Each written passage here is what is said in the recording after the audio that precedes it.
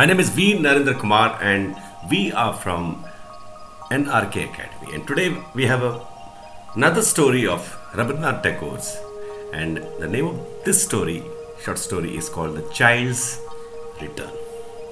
Child's Return, Part 1. Let's start the story. In this video, we will do the story. In the next video, we will do a vocabulary study also of all the new words that would come in this story. Raicharan was 12 years old when he came as a servant to his master's house. He belonged to the same caste as his master and was given his master's little son to nurse. As time went on, the boy left Raicharan's arms to go to school. From school, he went on to college, and after college, he entered the judicial service, always until he married. Raicharan was his sole attendant. But when a mistress came into the house, Raicharan found two masters instead of one. All his former means F-O-R-M-E-R, previous influence passed to the new mistress, which means came to the new mistress. This was compensated, which means it is you have taken something, you have given something extra. Compensation means you lost something, but you also gained something. He was compensated by a fresh arrival. Anukul had a son born to him, and Raicharan by his unsparing attentions. Unsparing, which means he would not spare. He will always be giving attention. Unsparing means he will not spare, means not giving attention. Always giving attention. Unsparing attention soon got a complete hold over the child. He used to toss him up in his arms, throw him up in his arms, called to him in absurd. Absurd means no meaning. Chiki piki chiki, like that, no meaning. Absurd baby language, put his face close to the baby's and draw it away again with a laugh. Presently here means soon. The child was able to crawl and cross the doorway. When Raicharan went to catch him, the boy would scream with mischievous laughter, naughty, and make for safety. Raicharan was amazed, which means he was so appreciative at the profound means deep skill and exact judgment the baby showed. When pursued means somebody is following you, coming behind you. Pursued, P-U-R-S-U-E-D. He would say to his mistress with a look of awe. Awe means high admiration. Wow. That feeling of wow. A look of awe and mystery. Your son will be a judge someday. New wonders came in their turn. Means came one after the other. When the baby began to toddle, that was to Raicharan an epoch in human history. Like it was a turning point in history. When he called his father Baba and his mother Mama and Raicharan Chancha, then Raicharan's ecstasy means high pleasure, knew no bounds. Ecstasy knew no bounds. Knew no bounds is an expression in English which means it had no limits. He went out to tell the news to all the world. After a while, Raicharan was asked to show his ingenuity, which means creativity. Ingenuity. I-N-G-E-N-U-I-T-Y. Ingenuity means creativity in other ways. He had, for instance, to play the part of a horse holding the reins, which means by which you catch the horse, between his teeth and prancing with his feet, dancing with his feet. Prancing means dancing with his feet. He had also to wrestle with his little charge. Charge here means boy. and if he could not, by a restless trick, fall on his back, defeated. At the end, a great outcry was certain. So he had to act as if he is defeated. Otherwise, outcry, the boy would start crying. About this time, Anukul was transferred to a district on the banks of the Padma river. On his way through Calcutta, he bought his son a little go-kart. He bought him also a yellow satin waistcoat, a gold-laced cap, and some gold bracelets and anklets. Bracelets and anklets, what you wear, the small jewels you wear.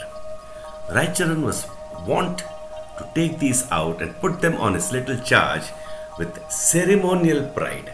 Ceremonial pride, like a ceremony, and with a lot of pride, whenever they went for a walk.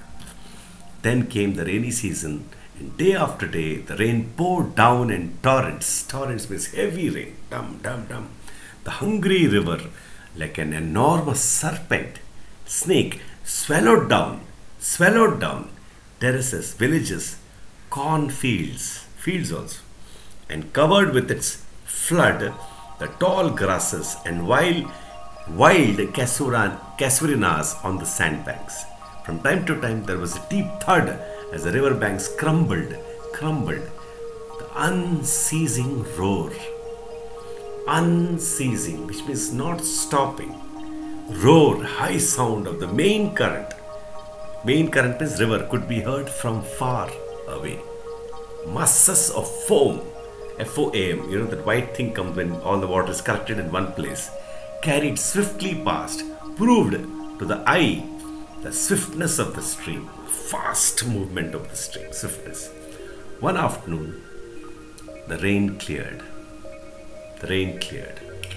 It was cloudy, but cool and bright.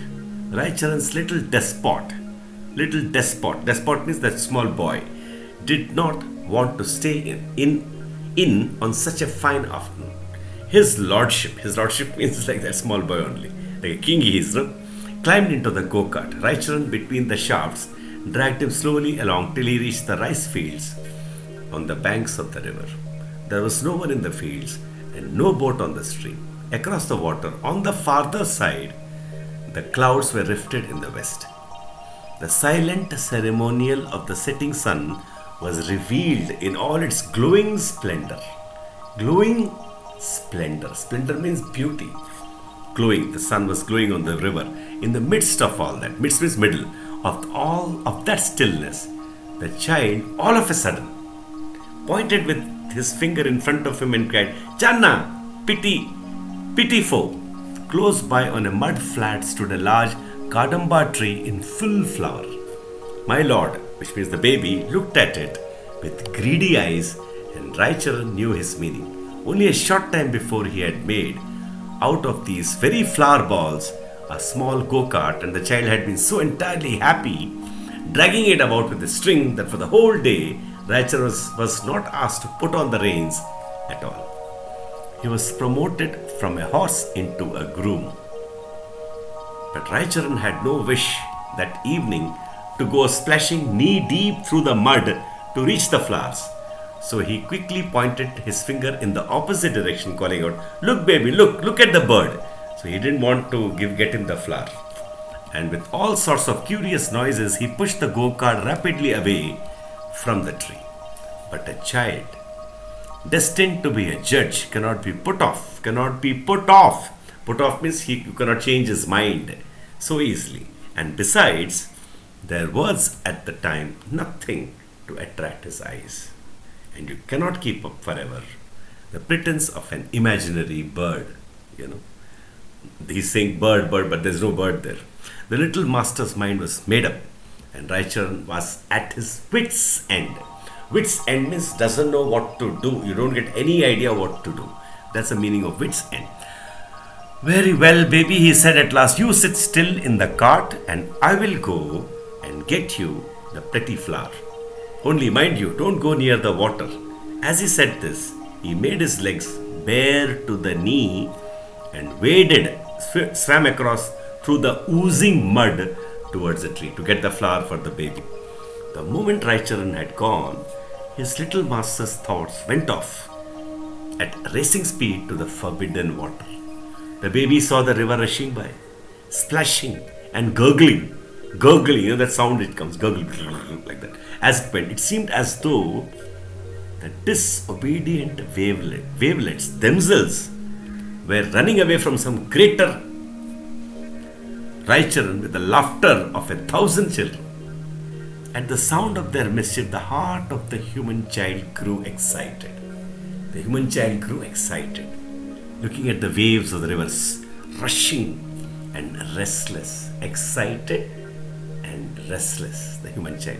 He got down stealthily means slowly, from the go-kart, the small cart, and toddled off towards the river. He moved towards the river. On his way, he picked up a small stick and leant over the bank of the stream, pretending to fish. The mischievous fairies of the river with their mysterious voices seemed inviting him to their playhouse. Raicharan had plucked a handful of flowers from the tree and was carrying them back in the end of his cloth with his face wreathed in smiles. But when he reached the go-kart, there was no one there. He looked on all sides and there was no one there. He looked back at the cart and there was no one there. In that first terrible moment, his blood froze within him. Froze like ice it became. Before his eyes, the whole universe swam round like a dark mist. From the depth of his broken heart, he gave one piercing, loud cry, "Master! Master! Little master!" But no voice answered. Channa. No child laughed mischievously back. No scream of baby delight welcomed his return. Only the river ran on with its splashing, gurgling noise as before, as though it knew nothing at all and had no time to attend to such a tiny human event as the death of a child. As the evening passed by, Raicharan's mistress became very anxious, tense. She sent men out on all sides to search. They went with lanterns in their hands and reached at last the banks of the Padma. There they found Raicharan rushing up and down the fields like a stormy wind, shouting the cry of despair. Despair means, "I can't do it. Master! Master! Little master!" When they got Raicharan home, at last he fell prostrate, fully on his ground, at the feet of his mistress. They shook him and questioned him and asked him repeatedly where he had left the child. But all he could say was that he knew nothing. Though everyone held the opinion that the Padma had swallowed the child, there was a lurking doubt left in the mind. For a band of gypsies had been noticed outside the village that afternoon, and some suspicion rested on them. The mother went so far in her wild grief as to think it possible that Raicharan himself had stolen the child. She called him aside with piteous entreaty, begging with pity, and said, "Raicharan, give me back my baby, give me back my child. Take from me any money you ask, but give me back my child." Raicharan only beat his forehead in reply. His mistress ordered him out of the house. Anukul tried to reason his wife out of this wholly unjust suspicion. Why on earth, he said, should he commit such a crime as that? The mother only replied, "The baby had gold ornaments on the body. Who knows?" It was impossible to reason with her after that. Part 2. Raicharan went back to his village. Up to this time, he had had no son, and there was no hope that any child would now be born to him. But it came about before the end of a year that his wife gave birth to a son and died. An overwhelming resentment at first grew up in Raicharan's heart at the sight of this new baby. Overwhelming resentment. Overwhelming means something which starts dominating you. Resentment means you don't like it at all. An overwhelming resentment at first grew up in Raicharan's heart at the sight of this new baby.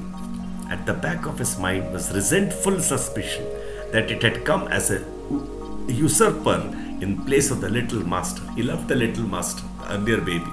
He also thought it would be a grave offense, serious offense, wrong to be happy with the son of his own after what had happened to his master's little child. Indeed, if it had not been for a widowed sister who mothered the new baby, it would not have lived long. But a change gradually came over Raicharan's mind. A wonderful thing happened. This new baby in turn began to crawl about and cross the doorway with mischief in its face. It also showed an amusing cleverness in making its escape to safety. Its voice, its sounds of laughter and tears, its gestures were those of the little master. On some days when Raicharan listened to its crying, his heart suddenly began thumping, beating wildly against his ribs, against the bones on his chest, and it seemed to him that his former before, little master was crying somewhere in the unknown land of death because he had lost his Channa, Failna, for that was the name Raicharan's sister gave to the new baby, soon began to talk. It learned to say Baba and Mama with a baby accent. When Raicharan heard those familiar sounds, the mystery suddenly became clear. The little master could not cast off the spell of his Channa, and therefore he had been reborn in his own house. The three arguments in favor of this were, to Raicharan, altogether beyond dispute. Dispute, no debate. The new baby was born soon after his little master's death. His wife could never have accumulated such merit as to give birth to a son in middle age. The new baby walked with a toddle and called out Baba and Mama. There was no sign lacking which marked out the future judge. And suddenly Raicharan remembered the terrible accusation of the mother. Ah, he said to himself with amazement, the mother's heart was right. She knew I had stolen her child. When once he had come to this conclusion, he was filled with remorse. Remorse means regret. I should not have done that feeling. That feeling of, oh, I should not have done that. That is remorse. He was filled with remorse for his past neglect. He now gave himself over, body and soul, to the new baby and became its devoted attendant. He began to bring it up as if it were the son of a rich man. He bought a go-kart, a yellow satin waistcoat, and a gold embroidered cap. He melted down the ornaments of his dead wife and made gold bangles and anklets for this child. He refused to let the little child play with anyone of the neighborhood and became himself its sole companion day and night. As the baby grew up to boyhood, he was so petted and spoilt and clad in such finery that the village children would call him Your Lordship and jeer at him, joke at him. And older people regarded Raicharan as unaccountably crazy about the child. Unaccountably means they can't understand it. Crazy about the child. At last the time came for the boy to go to school. Raicharan sold a small piece of land and went to Calcutta. There he got employment with great difficulty as a servant and sent Failna, his sister, the child, to school.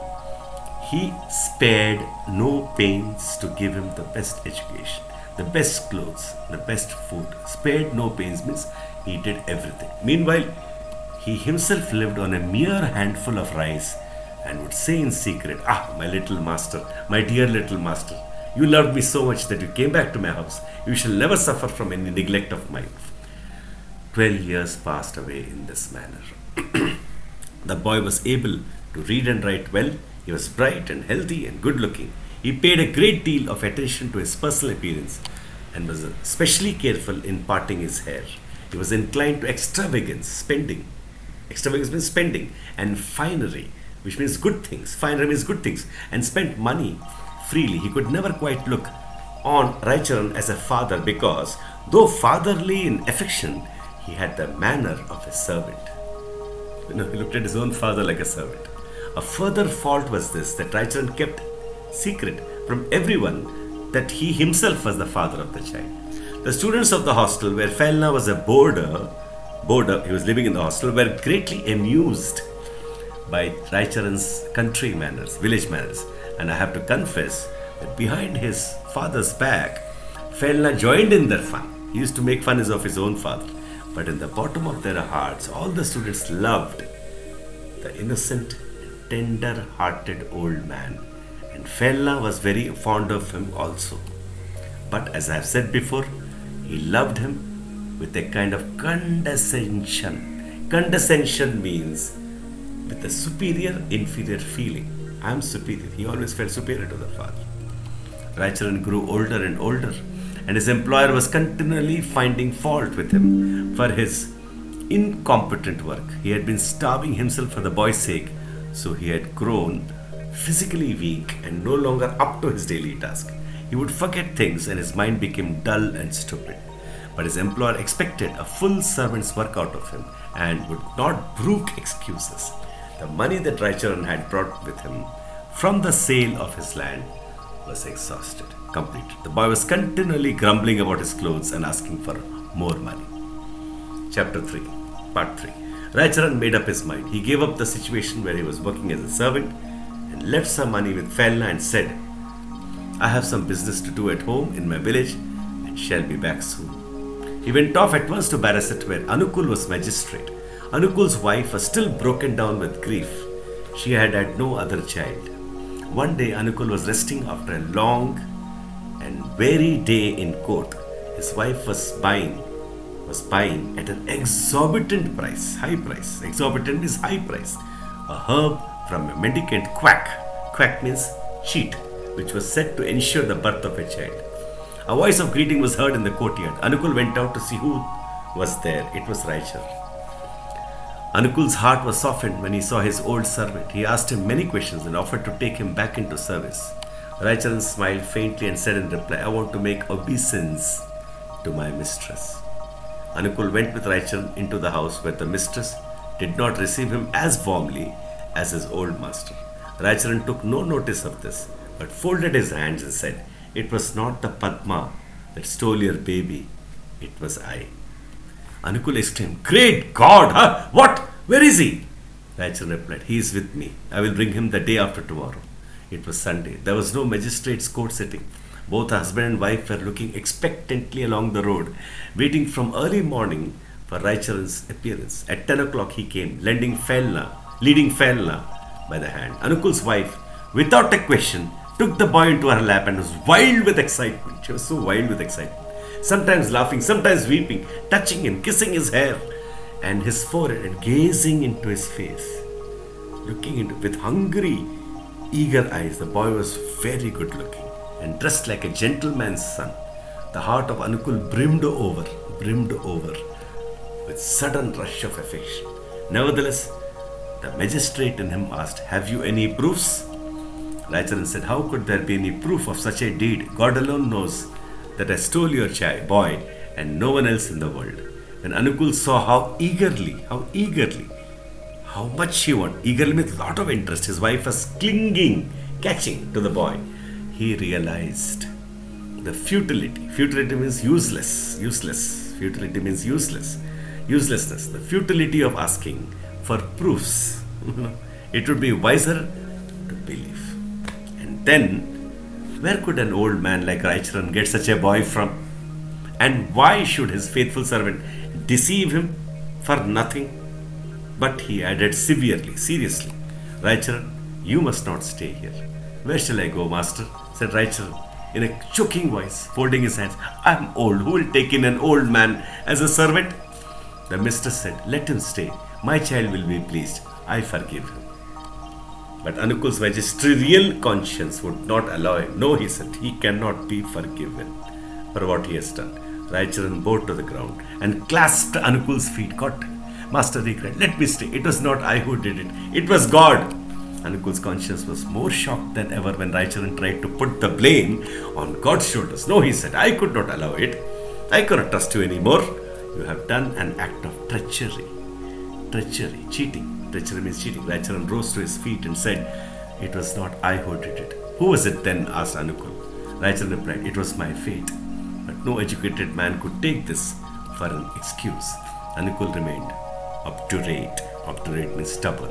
When Falna saw that he was the wealthy magistrate's son and not Raicharan's, he was angry at first, thinking that he had been cheated all this time of his birthright. But seeing Raicharan in distress, in a bad situation, he generously said to his father, Father, forgive him. Even if you don't let him live with us, let him have a small monthly pension.